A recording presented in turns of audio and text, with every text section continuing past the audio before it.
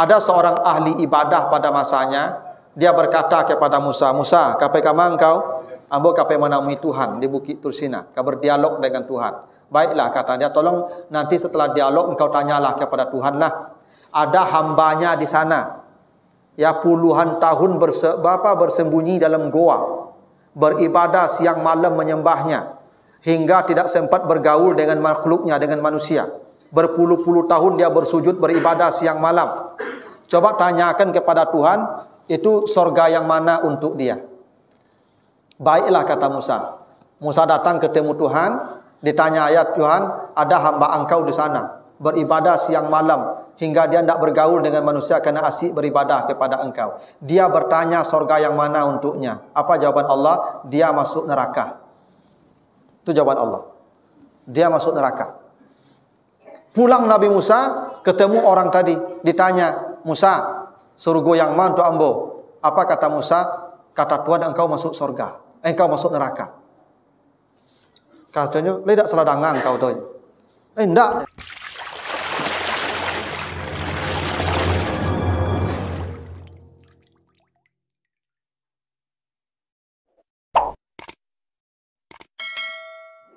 Barakatuh. Alhamdulillahi Rabbil Alamin. Assalatu wassalamu ala asrafil anbiya'i wal mursalin wa ala alihi wa ashabihi ajma'in. Bapak, ibu-ibu, kaum muslimin, jamaah salat isya dan tarawih, insyaallah sebentar lagi, yang dimuliakan Allah. Kembali kita bersyukur kepada Allah atas segala karunia-Nya. Salawat dan salam untuk Nabi kita Muhammad sallallahu alaihi wasallam. Bapak Ibu yang saya muliakan, malam ini kita akan bahas surat Al-Mudaththir ayat 40 sampai 46. Kita baca ayatnya. Auzubillahi minasyaitonirrajim. Fi jannati yatasaalun 'anil mujrimin ma salakakum fi saqar qalu lam nakum minal musallin wa lam nakun nut'imul miskin wa kunna nakhudu ma'al khaidin wa kunna nukadzibu biyaumiddin. Penduduk sorga saling bertanya tentang para pendosa. Apa yang menyebabkan kalian masuk neraka? Mereka menjawab, dulu kami tidak salat, dan dulu kami tidak memberi makan orang miskin, dan dulu kami terlibat dalam perkataan yang tidak baik, dan kami dulu tidak percaya akan adanya hari pembalasan ini. Itulah arti sederhananya surat Al-Mudaththir ayat 40 sampai 46. Ayat ini Bapak Ibu menjelaskan kelak akan terjadi dialog antara penduduk surga dan penduduk neraka. Jadi kelak kita ini Bapak Ibu, insyaallah Allah takdirkan kita menjadi penghuni surga, nanti akan datang ke neraka, akan ada kunjungan. Jadi kita akan berkunjung ke neraka Bapak Ibu, ada studi tour ke neraka. Yaitu untuk tujuannya pertama untuk melihat betapa susahnya penduduk neraka itu supaya semakin terasa nikmat surga. Karena sunatullahnya begitu Bapak Ibu. Bapak Ibu kalau ingin mengetahui banyaknya nikmat kita, kata Nabi, unzur ila man asfala minka. Coba lihat orang yang di bawahmu. Bapak Ibu, ya, kalau kita ingin bersyukur, ingin merasakan nikmat kita banyak, lihat orang yang di bawah kita keadaannya. Makanya Nabi menyuruh kita berkawan dengan orang miskin. Jangan berkawan dengan orang kaya. Sebab kalau berkawan dengan orang kaya, Bapak Ibu, kasih hati awak. Ya kurangnya nampak awaknya. Itu kalau berkawan dengan orang kaya. Itu maka ibu-ibu jangan acuk-acuk masuk ke rumah orang kaya. Ibu kalau acuk masuk ke rumah orang kaya, pulang bercakap ya Pak ikut rumah. Bapak itu banyak tak ada di rumah awak. Ya nah. Tapi kalau masuk ke rumah orang miskin, tahu kita betapa banyaknya yang kita terima dari Allah. Jadi penduduk surga supaya semakin terasa nikmat surga, lihat susahnya penduduk neraka. Itu salah satu rahasianya kenapa mereka disuruh pergi ke neraka. Alasan kedua untuk bertanya kenapa mereka masuk neraka, untuk mencari tahu alasan mereka masuk neraka. Karena di surga itu mereka saling bertanya. Jadi begini Bapak Ibu, kedatangan penduduk surga ke neraka itu diawali dengan diskusi antara mereka. Jadi kata Allah, fi jannati yatasaalun. Nanti penduduk surga itu saling berbincang-bincang. Tanya jawab, tanya jawab, tanya jawab. Jadi kita di surga itu nanti Ibu mau tahu Karena kita sanang Bapak Ibu. Ciri orang sanang tu gadang otak Bapak Ibu. Ya, orang kalau sanang hidupnya Bapak Ibu otaknya gadang. Itu ciri-ciri orang sanang. Kalau orang susah jarang otaknya Pak membudui. Itu ciri orang susah adalah nampak. Jadi kalau nampak orang membudui sih Bu, itu sedang susah. Tapi asal mengecek banyaknya pasti serang sanang nanti itu. Ya nak, ciri orang sanang tu pengen ngecek pauta Bapak Ibu. Itu makanya di kampung Ambo ada pameo Bapak Ibu. Di kampung Ambo tu ada pameo. Ada 2 orang yang tak boleh dibantah di dunia ke aja. 1 orang kayo, 2 orang gilo. Dibantah nanti. Jadi kalau orang kayo ngecek jangan dibantah Pak. Dangan tu angguk-angguk saya Pak. Hanya bayin makan mereka percaya lah Pak. Tapi kalau dibantah orang kayo Pak nak bayin tak lah. Tentu maka orang kayo tak boleh bantah lah Pak. Nak bayin tak lah. Angguk-angguk saya yun saya bayin tu mah. Orang gilo tak boleh bantah lah Pak, nyampuk mereka. Orang gelo apa aja mata bantah yon juga angguk sepak tu pai leh. Jadi memang orang kalau sanang hidupnya mota siapa Ibu. Jadi di sorga tu nanti wak dia sanang tu mota, makanya yatasaalun ni fi'il mudhari namanya Ibu dalam bahasa Arab, present continuous. Jadi bercerita tu tak pernah habis-habis. Tak ada kehabisan bahan ceritanya Pak. Cerita. Satu tanya, satu jawab, satu jawab, satu tanya, satu. Begitu terus. Tidur tak ada, ngantuk tak ada, capek tak ada. Makan terus, minum terus, mota-ota, pelayan datang. Oh, nikmat sorga tu ke Ibu. Nikmat. Ya tahu? Mota sebab tahu Pak. Ya tahu? Dan mota wak saya yo saja Pak. Ya tasaalun tu saya ditanya, jawab, tanya, jawab. Begitu terus. Tak ada berbantahan di sorga Pak. Tak ada bantahan. Tak. Jangan berkira kok kamu ngecek awak kan tu kecek orang gadang otang mah nak dulu tu Pak. Di sorga tu awak mengecek mota aku cupinipin je Pak. Mengecek seorang betul. Mengecek seorang lain betul. Aja tu situ Pak. Sanang di sorga tu. Yo nikmat Ibu. Nah, apa yang kita perbincangkan di sorga tu anil mujrimin, para pendosa. Si fulan itu dulu kerajo bampu sana. Nak nampak dia di surga sana tu di mana nerakonya kan itu. Gitu Pak. Si anu tu kerajonya dulu ya tu merampok, begal itu ya, berzina, di neraka malahnya kini tu. Jadi di sorga tu nanti kita ya memperbincangkan ya orang-orang yang berdosa Pak Ibu. Jadi di sorga tu buat bergunjing nanti tu Pak. Ya kan? Boleh bergunjing Ustaz? Di surga boleh. Kadang tak ada lagi dosa di sorga itu. Kan ada ayat Ustaz, la yasma'una fiha laghaw wala ta'sima. Di sorga kamu tidak akan mendengar ucapan yang sia-sia dan dosa. Ya memang di sorga tidak ada dosa lagi. Bergunjing, ya tidak apa-apa. Di sorga dibolehkan. Sama minum khamar. Minum khamar di dunia tidak boleh kan Ibu, haram kan? Di sorga disediakan sungai khamar Ibu. Baca di surat Al-Muhammad ayat 15 itu. Wa anharun min khamar. Allah sediakan sungai-sungai khamar. Jadi di sorga tu ndak cik sungai Bapak Ibu, brandy sungai, whisky sungai, ya vodka sungai, bir sungai itu Pak. Yang kata Nabi satu sungai itu lebarnya bukan panjangnya, lebarnya masih rata arba'ina sana, perjalanan 40 tahun. Jadi sungai bir, sungai brandy, sungai whisky, sungai vodka, masing-masing lebar sungainya sampai 10 tahun perjalanan. Jadi ibu bapak nanti kalau minum bir di sorga tu tak bagale dah Pak, mencabur saya. Gitu. Itulah kita minum di sorga nanti dah Pak. Sabana banyak nikmat. Kalau di dunia aja minum-minum apa dosa. Di sorga kenikmatan. Semua kenikmatan di dunia ini tidak ada lagi yang tidak boleh. Di dunia banyak tak boleh Pak. Semua boleh di sorga. Sudah los, dosa tidak ada, lagan tidak ada, taksiman tidak ada. Gitu. Jadi besok kita bergunjing tu boleh Pak Ibu. Boleh. Karena tu dah dianggap dosa lagi, kesenangan. Kan menyabui orang tu lama tak Pak Ibu? Cuba Ibu dah lama menyabui orang Bu ya. Nah, kena lama menyabui orang tu lama kau nanti di surga dibolehkan tu nikmat. Nah, ketika kita sibuk membicarakan si anu, kata Allah datanglah ke neraka. Tengoklah dia. Nanti kita datang sama-sama tu Bapak, Ibu. Lalu terjadi dialog ini. Apa kata penduduk sorga? Masalakakum fi sakar. Kenapa kalian masuk neraka? Apa jawaban mereka? 1, lam naku minal musallin. Kami dulu tidak salat. Jadi kalau ada orang tidak salat, Bapak Ibu, 1000% neraka itu. Kalau ada orang tidak salat, dah pasti masuk neraka. Tidak ada lagi cerita. Bukan saya yang bilang, penduduk neraka sendiri yang mengatakan. Jadi kalau Bapak Ibu bertanya, bantu apa penduduk neraka itu? Ustaz, tu, tidak sembahyang kau. Itu. Tujuannya tu contoh penduduk neraka. Jadi orang yang tak salat tu Ibu, itu penduduk neraka yang sedang berjalan di muka bumi itu. Pasti itu. Jadi kalau dia salat tak akan masuk neraka. Pasti itu. Itu kenapa Bapak Ibu Nabi mengatakan apa awalu ma yuhasabu bihil abdu yaumal qiyamati as-shalah. Amal pertama yang diperiksa Allah nanti di akhirat dari seorang hamba salatnya. Kalau salatnya baik, tak ada lagi pemeriksaan, los surga. Kalau salatnya tak baik, celakalah dia dan tak aman semua itu. Tu maka salat ni dalam Al-Quran, hafizu ala salawat, jaga salat, jaga salat. Puasa tak ada jaga, haji tak ada jaga, zakat tak ada jaga. Tapi kalau salat, hafizu ala salawat. Kenapa? Karena yang menjaga salat pasti selamat. Gitu. Karena salat tu ibadah pertama yang menyelamatkan manusia. Dan penduduk neraka berkata begitu. Hebatnya lagi begini Bapak Ibu.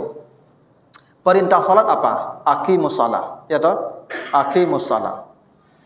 Orang yang mendirikan salat itu bahasa Al-Qur'annya muqimus salat. Makanya Ibrahim berdoa Rabbana ya waj'alna muqimas salat. Ya Allah jadikan kami orang yang mendirikan salat. Jadi orang yang mendirikan salat itu muqimus salah namanya. Penduduk neraka tidak berkata lam naku min muqimis salah, tapi lam naku minal musallin. Kenapa Bapak Ibu? Kan perintah salat aqimus salah, orangnya muqimus salah. Tapi penduduk neraka berkata lam naku minal musallin, bukan min muqimis salah. Begini, kalau muqimus salah itu salat secara sempurna, wuduknya sempurna, takbirnya sempurna, sujudnya sempurna, berjamaah tiap waktu, itu namanya muqimus salah. Itu makanya Nabi Ismail ditinggalkan di pinggir Ka'bah oleh ayahnya Ibrahim. Apa doa Ibrahim ketika anaknya ditinggalkan di Ka'bah itu? Rabbana liyuqimus salah. Liyuqimus salah di situ. Ya Allah jadikan anak cucu saya orang yang mendirikan salat. Maksudnya jadikan salat mereka sempurna. Jadikan mereka orang yang datang ke rumahmu ini. Maka saya tinggalkan di samping masjid agar salatnya sempurna. Jadi kalau muqimus salat itu Bapak Ibu salat yang sempurna dan berjamaah bagian kesempurnaan salat. Nah, itu makanya Bapak Ibu ada sahabat buta mengadu ke Nabi, ya Rasulullah, ana rajulun a'ma, saya buta ya Rasulullah. Wala ahada yakuduni ilal masjid, tidak ada orang yang bisa mengantar saya ke masjid, tidak ada anak, tidak ada istri, tidak ada keluarga. Saya hidup sebatang kara, buta, bolehkah saya salat di rumah? Kata sahabat begitu. Apa jawaban Nabi? Hal sami'tan nida, kau dengar ndak azan sampai ke rumahmu? Sampai ndak azan ke rumahmu? Jawaban dia, sami'tu ya Rasulullah, saya dengar azan dari rumah saya ya Rasulullah. Apa kata Nabi? Fa'ajibhu, engkau wajib datang. Coba bayangkan Ibu ya. Orang yang buta saja, ndak ada keluarga, ya ndak ada yang menuntun ke masjid, mendengar azan ke rumahnya, dia wajib datang. Kenapa Nabi begitu tegas dengan salat? Agar manusia ini selamat, agar umatnya selamat. Tidak ada yang bisa menyelamatkan kita kecuali salat kita. Itu kenapa jawaban pertama penduduk neraka itu lam naku minal musallin, kami tidak salat. Andai kami salat, walaupun salatnya salat minimal. Apa itu salat minimal? Mungkin bacanya Fatihah saja, nyurukuk leh. Mungkin rukuk ada bacaan lo, sujud ada bacaan lo, duduk ada bacaan lo, beko tahiyat sudah baca le. Ne rukun saja bacanya cukup menutup pintu neraka. Asalkan dia mau salat. Itu hebatnya salat tu Ibu. Asalkan dia mau salat, apapun mutu salatnya masuk neraka tidak akan. Lalu untuk apa kita berjamaah Ustaz? Untuk apa kita baca ayat panjang-panjang Ustaz? Untuk apa kita bisa khusyuk? Khusyuk salat berjamaahnya itu menentukan level surga kita. Itu kenapa Bapak Ibu kalau baca Al-Mu'minun ayat 1 sampai 11, orang yang masuk surga paling tinggi surga Firdaus namanya. Nah, nama masjid kita Firdaus ya. Mudah-mudahan kita ni surganya paling tinggi ni Bapak Ibu. Kalau ada ibu dapat suami Firdaus lenyo tu mak, jangan tukar jangan apa boleh. Ya toh. Kalau paling tinggi surga tu Pak. Siapa penghuni surga Firdaus itu kata Nabi? Penghuni surga Firdaus itu kata Allah, allazina hum fi salatihim khasi'un. Orang yang sudah mencapai level khusyuk salatnya. Jadi kalau ada orang salatnya sudah sampai ke level khusyuk, itu maksudnya salatnya sudah paling sempurna, salatnya sudah paling maksimal. Karena itu surganya paling tinggi pula tu. Jadi mutu salat kita menentukan mutu surga kita kelak. Tapi asalkan mau salat, cukup menutup pintu neraka. Tidak hebat salat ni Pak Ibu. Asalkan dia mau salat, apapun mutunya, cukup itu menutup pintu neraka untuknya. Makanya Bapak Ibu jangan pernah Bapak Ibu senang, senyum melihat ada keluarganya yang tak salat. Jangan. Menangislah Bapak Ibu kalau ada keluarganya yang tak salat, karena pasti 100% neraka untuk dia. Itu Allah yang sebut begitu. Jadi satu salat ya. Yang kedua jawabannya apa? Lam nakunut imul miskin. Dulu kami tidak memberi makan orang miskin. Coba Bapak Ibu ya. Ternyata salat kita yang hebat Bapak dan Ibu tidak menjamin kita aman dari azab Allah. Ada satu lagi amal yang harus berbareng, harus berbanding lurus dengan salat kita. Apa itu? Kepedulian dengan orang lain. Memberi makan orang miskin simbolnya. Betapapun hebatnya ibadah Bapak Ibu, kalau tidak punya simpati dengan orang lain, maka Bapak Ibu tempatnya neraka. Itu kenapa Allah katakan fawailul lil musallin. Banyak orang salat masuk neraka. Salat dia tapi masuk neraka. Kenapa? Mereka tidak memahami salatnya. Itu kenapa neraka wel bagi orang salat itu dalam konteks sosial. Siapa mereka? Fazalikal ladzi yad'ul yatim, yang tak peduli dengan anak yatim. Ya, wala yahuddu ala ta'amil miskin, tidak memberi makan orang miskin. Itu kenapa Bapak Ibu, ibadah kita secara personal dengan Allah harus berbanding lurus dengan ibadah sosial kita kepada manusia. Harus itu Bapak Ibu. Tidak akan bisa selamat kita dengan salat-salat itu Pak, kalau kita dengan manusia ini tidak ada kontak dan komunikasi yang baik. Itu kenapa coba Bapak Ibu perhatikan. Salat itu kan dimulai dengan takbir, Allahu Akbar. Itu dengan Allah kita kontaknya itu Pak. Tapi penutup salat apa? Assalamualaikum, vertikal. Kalau takbir horizon kalau takbir itu vertikal, ke atas, Allahu Akbar. Ke atas kita angkat. Tapi assalamualaikum kiri kanan Pak. Salat dimulai dengan hubungan vertikal dengan Allah, tapi ditutup dengan hubungan horizontal dengan manusia. Tidak ada gunanya salat kita kalau assalamualaikum tidak ada tampak dalam hidup kita. Kita kan assalamualaikum itu peduli itu Pak. Selamat, keselamatan, kedamaian, sukidah. Kenapa habis salat dia tidak peduli dengan orang? Padahal assalamualaikum itu simbol kepedulian. Itu makanya Bapak Ibu dalam hadis At-Tirmizi kata Nabi begini.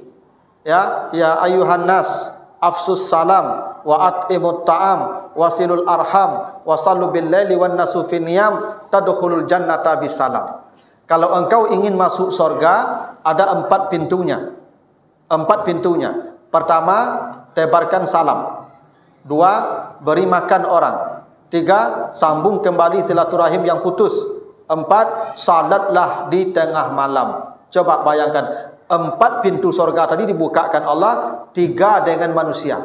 Salam manusia, makan manusia, silaturahim manusia. Hanya 1 salat malam yang tidak dengan manusia. Apa makna itu Bapak Ibu? Ternyata pintu surga kita Bapak dan Ibu lewat manusia lebih banyak ketimbang lewat Allah. Pintu surga dibukakan Allah lebih banyak dengan kebaikan pada manusia. Mustahil orang Bapak Ibu akan masuk surga kelak di akhirat kalau dengan manusia tidak ada hubungan baik. Ada orang Bapak Ibu sembahyang rajin, beribadah rajin, tapi jurang pun ada nakur loh Bapak Ibu. Itu assalamualaikumnya di mana Bapak Ibu? Dia berdamai suuk kita, tapi habis assalamualaikum tidak berdamai jurang. Ada memang saya bagian ibu-ibu kan, ya di matingga bacakak saya, musuh saya, mungko lawan, belakang lawan, kanan lawan, sida lawan saya. Bahkan apa yang masjid, ada juga lawan ke masjid. Ada ibu-ibu kalau tiba di muka masjid pulang saja leh. Baik ibu pulang ibu, tuh sanung tu ke masjid dah itu. Semua yang rajin tu, assalamualaikum tu suanta tu. Tapi berdamai tidak aja lah. Itu yang celaka tadi tu ibu. Itu yang masuk neraka awal yang salat tadi itu. Yang jauh dari salatnya. Itulah kenapa Bapak Ibu, perintah salat selalu dibarengi dengan zakat. Aqimus salat wa atuz zakah. Laksanakan salat, bayarkan zakat. Itu sepaket tu Bapak Ibu. Salat kamu dengan Allah, zakat kamu dengan manusia. Tidak akan guna, tidak ada gunanya salat kamu kalau dengan manusia tidak ada kepedulianmu. Makanya Bapak Ibu, coba nanti Bapak Ibu kalau baca di surah Al-Insan ayat 8 sampai 12. Nanti di padang mahsyar manusia akan diberdirikan Allah selama 50.000 tahun. Begitu janji Allah di surat Az-Zumar ayat 68. Ya, ketika Nabi ditanya, ya kan nanti kata Allah wa summa nufikha fihi ukhra fa izahum qiyamun yanzurun. Ketika ditiup sangkakala, manusia berdiri menunggu dihisab. Belum dihisab, menunggu dihisab saja berdiri. Nabi tanya, ya Rasulullah, berapa lama kita berdiri? Kata Nabi, yauma yaqumun nas li rabbil alamin bimiqdari nisfi yawm wa khamsuna alfasana. Manusia akan berdiri di padang mahsyar itu 50.000 tahun. 50.000 tahun, Pak. Berdiri saja. Tidak ada tempat duduk, tidak ada tempat istirahat, apalagi ke cari hotel, tidak ada di situ. Berdiri, panas tak bisa dibayangkan, haus tak bisa digambarkan, luar biasa. Bahkan manusia ada yang minta mati, ada yang masuk neraka, minta masuk neraka, asalkan pindah dari padang mahsyar. Tapi kata Allah kan, walaqahum nadrata wa surura. Kan awalnya begitu, inna nakhafu min rabbina yauman abusan kamtarira. Semua wajah pucat pasi, takut, tunduk di padang mahsyar. Tapi ada wajah yang riang gembira, kata Allah. Tak takut, tak sedih, tak payah, tak panas, tak haus, tempatnya spesial. Wajahnya riang dan gembira. Siapa mereka? Baca ayat 8-nya. Wa yut'imunat ta'am ala hubbihi miskina wa yatima wa asira. Di dunia dia senang memberi makan orang miskin dan anak yatim. Tak hebat tu Pak. Itu makanya Bapak Ibu, apalagi bulan Ramadan kok, berlomba-lomba ribut mantan pembukuan. Ya, bagi orang makan. Karena itu Allah sebut orang pertama dan yang paling aman di padang mahsyar itu orang yang hobi kasih makan orang. Itu makanya diceritakan dalam kitab Ihya Ulumuddin, Nabi Ibrahim tidak pernah tidur di malam hari kecuali dia sudah memberi makan 10 sampai 100 orang. Tidak pernah dia tidur di malam hari itu Pak. Kecuali dia sudah kasih makan 10 sampai 100 orang. Begitu hebatnya kasih orang makan itu Pak Ibu. Sehingga penduduk neraka ketika ditanya, kenapa kalian masuk neraka? Dulu kami tidak memberi makan orang miskin. Betapa hebatnya memberi makan orang miskin itu Pak Ibu. Sehingga itu menjadi sebab orang masuk neraka. Karena tidak ikut memberi makan orang miskin. Nah, itulah kenapa Bapak Ibu, ibadah kita dengan Allah, ibadah individual namanya, harus berbanding lurus dengan ibadah kita dengan manusia yang disebut ibadah sosial. Inilah bukti bahwa hablum minallah dan hablum minan nas harus sejalan. Tidak ada gunanya Bapak Ibu dengan Allah saja, kalau dengan manusia tidak. Terakhir, ada sebuah cerita Bapak Ibu. Jadi Nabi Musa ketika hendak pergi ke Bukit Tursina bermunajat menemui Allah, ada seorang ahli ibadah pada masanya. Dia berkata kepada Musa, Musa, kapai kama engkau? Ambo kapai menemui Tuhan di Bukit Tursina, kau berdialog dengan Tuhan. Baiklah, kata dia, tolong nanti setelah dialog engkau tanyalah kepada Tuhan lah. Ada hambanya di sana, ya puluhan tahun bersembunyi dalam goa, beribadah siang malam menyembahnya, hingga tidak sempat bergaul dengan makhluknya, dengan manusia. Berpuluh-puluh tahun dia bersujud beribadah siang malam. Coba tanyakan kepada Tuhan, itu sorga yang mana untuk dia? Baiklah, kata Musa. Musa datang ketemu Tuhan, ditanya ayat, Tuhan, ada hamba engkau di sana, beribadah siang malam, hingga dia tidak bergaul dengan manusia karena asyik beribadah kepada engkau. Dia bertanya sorga yang mana untuknya. Apa jawaban Allah? Dia masuk neraka. Itu jawaban Allah. Dia masuk neraka. Pulang Nabi Musa, ketemu orang tadi, ditanya, Musa, surga yang mana untuk ambo? Apa kata Musa? Kata Tuhan, engkau masuk surga, engkau masuk neraka. Katanya, tidak salah dengar engkau tu. Tidak, memang masuk neraka. Gitu. Ya, tidak yakin tapi kau masuk neraka, tapi begitu informasi engkau masuk neraka. Baiklah, kata dia. Besok engkau akan datang lagi? Ya. Besok kalau kau ketemu Tuhan, tolong katakan pada Tuhan, andai saya memang masuk neraka, tolong nanti jadikan badan saya sebesar-besarnya dan cukuplah saya sendiri menggantikan semua orang masuk neraka. Begitu katanya. Cukup saya sendiri yang menggantikan semua manusia masuk neraka. Tolong pintakan ke Tuhan begitu. Baiklah. Datang Musa ketemu Tuhan, ditanya, Tuhan, hamba engkau yang kemarin tu tanya lagi, dia masuk surga atau masuk neraka? Kata Allah, dia masuk surga. Berubah keputusan langsung Bapak Ibu. Ketika dia bangga berkata siang malam saya beribadah hingga tidak sempat bergaul dengan manusia, kata Allah dia masuk neraka. Ketika dia berkata biar saya yang mewakili manusia masuk neraka, kata Allah dia masuk surga. Apa makna cerita itu, Bapak Ibu? Kepedulian dengan orang itulah ya yang membuat kita selamat dari azab Allah. Jangan Bapak Ibu tidak peduli dengan manusia. Makanya kelak di akhirat Allah memanggil kita, ya fulan, dulu saya kelaparan, kau tak datang mengasihi saya makanan. Dulu saya sakit, kau tak menjenguk saya. Kita bertanya, ya Rabb, engkau Tuhan, kok bisa engkau lapar, bisa engkau sakit? Apa kata Allah? Ada tetanggamu kelaparan dulu, kau tak antarkan dia makanan. Andai kau antarkan dia makanan, engkau menemukan saya bersama dia ketika itu. Ada temanmu sakit, kau tak menjenguk dia. Andai kau jenguk temanmu yang sakit itu, engkau menemukan saya bersama dia ketika itu. Tak, apa makna hadis itu, Ibu? Allah bersama orang yang kelaparan dan orang sakit. Orang sedang sakit, Allah dekat dengan dia. Itu maka Ibu berdoa ketika sakit seperti Nabi Yunus, Nabi Ayub. Ya, seperti ya yang dicontohkan oleh orang-orang saleh, dia berzikir ketika sakit. Itu paling dekat dengan Allah itu. Maka Ibu kalau sakit kan dosa diakui dah. Maksiat kurang kan? Itu. Yang kedua ketika perutnya kosong tu maka orang puasa doanya diijabah, perutnya kosong. Maka orang miskin tu kalau Bapak Ibu kasih orang miskin tu makanan, didoakannya kita diijabah doanya tu Bapak Ibu. Tapi artinya Bapak Ibu, ya kepedulian dengan sesama itu menjadi penyebab orang selamat dari azab Allah. Itu yang disebutkan penduduk neraka. Nah, mumpung Ramadan masih belum berakhir ini, ada kesempatan Bapak Ibu untuk memperbanyak ibadah sosial. Ya, tu ada anak-anak yatim di panti-panti asuhan, antarkan ke sana mereka baju, belikan mereka sesuatu, bagilah harta kita di bulan-bulan yang suci ini, yang dimana jangan sampai ada orang-orang miskin, anak yatim yang bersedih di hari raya. Itu salah satunya Bapak Ibu ya. Dan itu yang membuat kita selamat dari padang mahsyar kelak. Dan itu janji Allah pasti.